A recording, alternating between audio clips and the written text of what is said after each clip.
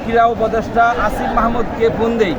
আসিফ মাহমুদ আমার কথা বলে যে ভাই আপনি ওইখানে থাকেন, আমি একটি টিম পাঠাচ্ছি।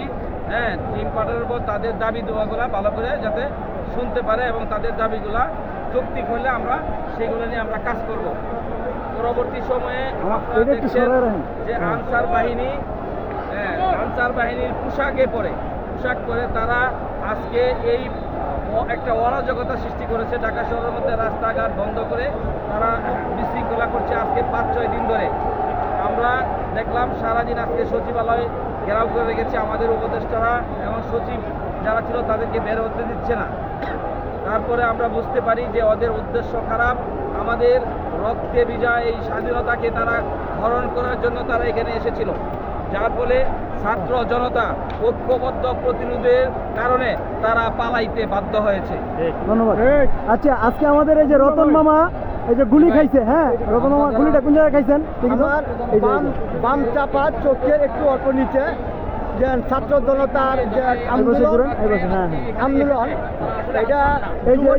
এটা তারা অর্থ নিয়ে এই যে লুটিত অর্থ যে অর্থগুলো হয়েছে লুট হয়েছে সেই অর্থগুলো নিয়ে তারা আনসার পোশাক পরে সাধারণ জনগণ এবং সাধারণ ছাত্রদের উপরে ছিটাগুলি অনেক গুলি করছে। তারা অনেক ছেলেপেলে আহত হয়েছে, আমি নিজেও আহত হয়েছি, আমার এক সহযোগিতা ভাই রানা ওনারও কানে আহত হয়েছে। অনেক আমাদের চোখের সামনে দেন ছেলেদের মাথা বুকে বিভিন্ন অঙ্গে তারা গুলি, সমস্ত কিছুই এটি আওয়ামী লীগের ষড়যন্ত্র, দিল্লিতে বসে ষড়যন্ত্র করছে এবং এই আনসার বাহিনী এটা আওয়ামী লীগ সরকারের এই বাহিনী যেটা ছাত্রলীগ যুবলীগকে তৈরি করে রাজপথে বসা দিচ্ছে। আজকে আমাদের সহযোগিতা ভাইরা সচিবালয়ে অফিস করছে, আসিফ মাহমুদ তারা অফিস করার পরে যে সচিবগুলো আছে তাদেরকে বাইরে হতে দেয় না, তাদেরকে আটকে রাখছে। এই 3 থেকে 400 আনসার তাদের যে নীতি তাদের যে কথা তারা যে অধিকার আদায় করবে সেই কথা বলে পুরো রাস্তা ব্লক করে আটকে দিচ্ছে। কারণ আমরা আসার পরে প্রতিবাদ করাতে আমাদের উপরে তারা অনেকগুলি এমন রাবার বুলেট ককটেল মারছে। ধন্যবাদ, সবাই সতর্ক থাকুন এবং এই আওয়ামী লীগ সরকারকে হটাইতে আমরা আবার ঐক্যবদ্ধ থাকুন।